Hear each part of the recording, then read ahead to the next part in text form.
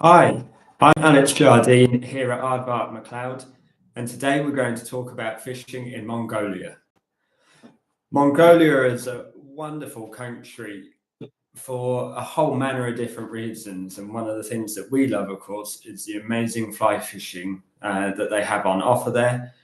But you should also pay attention to the wonderful cultural stuff that they have. And it's such an amazing country, sandwiched between Russia to the north and China to the south. It really is a country that kind of almost struggles to find its own identity between two major powerhouses in the world. But it does. It manages to hold on to some of its sort of cultural history and really what makes it special. Starting your trip, most people will arrive in Ulaanbaatar, which in itself is a city of sort of battling cultures. You've got the high rises that we have come accustomed to across most major cities around the world, but along the fringes, you've got these huge swathes of people still living in ger tents and really holding on to that Mongolian culture. So it's wonderful to get that combination of experiences and a fantastically safe city to walk around and explore and see some of what it has to offer. Aside from that, the sort of landscape and the countryside is never that far away, and there's huge swathes of open landscape. So to the north of the country, you've got the wide open plains, what they call the Mongolian steppe. And then to the south, you've got the wonderful desert, the Gobi Desert. And it's easy to see these beautiful rivers that wind through Mongolia and think it's a wet country, but actually it's one of the driest countries on earth. So it does have this big desert area to the south. But it's the north that we focus our trips on. And that's both to the northwest of Ulaanbaatar, but also to the northeast as well on two or three different river systems. The way that the rivers are set up is for many years poaching has been an issue, particularly when we're talking about the target species, which is the taimen. And the taimen is a very slow-growing salmonid. It's actually the largest trout species in the world, and known to grow upwards of 200 pounds in weight. So it's a really quite incredible fish. But to grow to the sizes that it does, it takes many years. So through several different fishing operations, these large open expansive conservation areas have been set up, and they've been built in relation with the local people for longevity. So what happens is you've got this external investment into local herder families who end up becoming the guardians of their valleys. And over the last sort of 20 years, hundreds of miles of these rivers have been able to be protected, which is great for us, the fishermen, because it gives us a chance to target this wonderful fish in a special location. But it's also great for the local people. It's a way of giving them revenue that they would struggle to get otherwise. So it's a very sustainable project and one that sees benefit for all involved. So the mighty taimen is the reason for traveling, and it's important that you travel in the correct seasons. Mongolia is a place of very harsh seasons. Winter is incredibly difficult. Temperatures can average -40 or -50 degrees Celsius. So everything gets completely frozen over, the rivers turn to ice, but it's also very dry, so you don't get huge snowfall. It's just a very, very dry cold through the winter. But then as spring comes and everything thaws out, the rivers and the steppe comes alive with beautiful wildflowers, there's rolling grassland, lots of rodent animals, lots of bird life. So a lot to see. The bigger animals are slightly fewer and further between because they have been hunted, but in different parts you might have chances to see various deer, wolves, and other things, but a lot of it is also sort of free roaming livestock, from cattle to yaks to goat, sheep. You might encounter them. One of the stranger ones to see is as you're coming down the river is to come around and suddenly see 2 or 3 camels that have come down to the river to have a drink. It's really quite an unusual thing to see when you're fishing. So spring and summer is a key time for fishing with one of our partners out there, which is Fish Mongolia, and the river that they work on. And the reason that river fishes well then is it is typically the rainy season, so you can get floodwater at that time. But the Fish Mongolia River has these very fast spates, which mean that you get a quick peak, but also the runoff is very quick. So you're always fishing.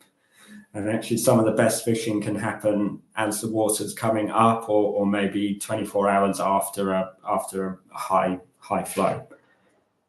The other 2 partners that we work with, Sweetwater and Mongolia River Outfitters, their particular fisheries come into their own in the autumn, so September, October time. And the reason for this is that that's a typically quite dry time in the season. So after the summer rains, their rivers have quite long floods. They might stay flooded for 2 or 3 weeks at a time. But come September, October, those water levels have stabilized and cleared, and the fishing really comes alive. So they're great options if you're going in the autumn, and Fish Mongolia is a great option if you want to go in the spring or the summertime. So setting up for taimen, for anyone that's done a bit of pike or muskie fishing, you're on the right lines. So quite a lot of 9-foot, 9 or 10 weight rods, big flies, so 20 to 30 centimeter streamer patterns, floating lines for the mainstay, but always good to have an option of a sink tip or a full sinking streamer line.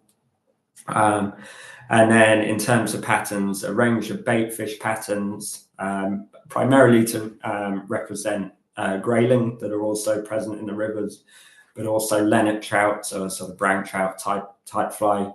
But believe it or not, big mouse patterns, so sort of 20 centimeter, 30 centimeter mouse patterns, because taimen are avid hunters.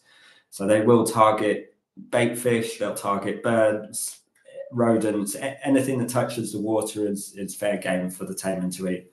There really is a reason why they're called the river wolf, and it's because they're basically willing to hunt and eat anything that crosses their path, as long as they're in the right mood. So that's key. So in terms of the trips themselves, different trips are based in different accommodations. Some are more comfortable fixed ger camps. So a ger is a fixed wall tent, really comfortable, quite often set up with two beds in. It'll have a central burning stove, so during those cold mornings, particularly if you're there in the autumn time, you can have a fire going, which is very, very nicely lit before you wake up in the morning. So you wake up to a nice warm tent and a fresh start. And they're wonderful setup. For the more roaming trips, then you might move to Fitzger camps, but a different camp every night. So it's just a case of packing your bag up in the morning when you wake up, and then in the evening you'll get to your new tent with your bag waiting for you, and you've got another comfortable ger tent for that night. For the more roaming trips that are done on foot and horseback, then the camps will be set up using teepee tents, and these are often done during the summer months. So the teepee tents are again Fairly spacious, but they don't have the luxury of having the heating. But there are 2 people to a tent. Very comfortable, but what it allows is the camps to break down very quickly and set up in a new location. Thank you, Stuart, for your comment. It is wonderful to explore the different locations each night. A couple of comments that I've encountered recently are people that have gone, these trips look amazing, but I feel I'm now too old for this. And the reality is you probably aren't too old. So there are the more adventurous headwater trips where you are hiking a lot, riding horses, and doing a bit more exploring. But the standard trips are based from floating drift boats between different camps, and then you've got the comfortable camp. So really, age or physical ability is not a restriction in that instance. All it is you have to get out there and explore it yourself. So in the camps, the food is really quite incredible for the resources that they're working with. All the food is brought in with each group. So you're basically catering with what you've started with each day that you move along. And the camp staff do an incredible job over an open fire, making up various dinners, breakfasts, lunches that are really a combination of sort of Mongolian twist to Mongolian and Western combination foods to suit all tastes. And from drinks are all provided, beer, wine, lots of soft drinks. So you'll be well looked after throughout.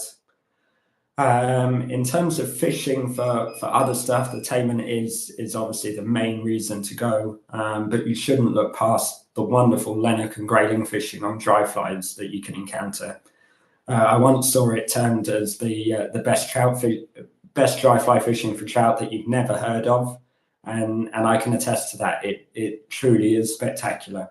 You can easily catch 30 or 40 lenok trout in a day on dry fly, and they can go upwards of 5 pounds. So who doesn't want to catch a 5 pound trout on a dry fly?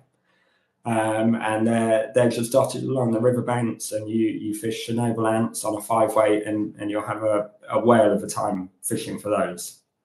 Aside from the lenok, you've got Arctic and northern grayling in the rivers. They do have some other grayling species in the lakes which grow huge, but on the fishing trips you don't encounter those. And then other species, particularly at the Mongolian River Outfitters camps, you can also target Amur trout, which are endemic to the Amur River Basin. And like the lenok, they can grow up to upwards of 5 pounds and feed very well on dry flies. And some of their camps also offer a great chance to target Amur pike, which is a really interesting looking fish. So overall, Mongolia is an amazing place with amazing culture. You can go and visit places like the Nadam Festival, which showcases the national sports of wrestling, horse racing, and archery, and that happens in the middle of July. So it works very well with the Fish Mongolia trips. Then in the autumn time, you've got the Golden Eagle Festival in mid-September, which is a great way of watching them flying big eagles from horseback. Really a truly special experience, as is the fishing, the people, the landscape. It really is a beautiful place, and I'd really love for you all to explore it, have a go, and try and catch one of the biggest trout on this planet. If you have any questions, please do feel free to comment on this video. Do remember to give the video a like, subscribe to our channel, and please do get in contact if you want to talk about dates, either next season, the year after, and how trips work.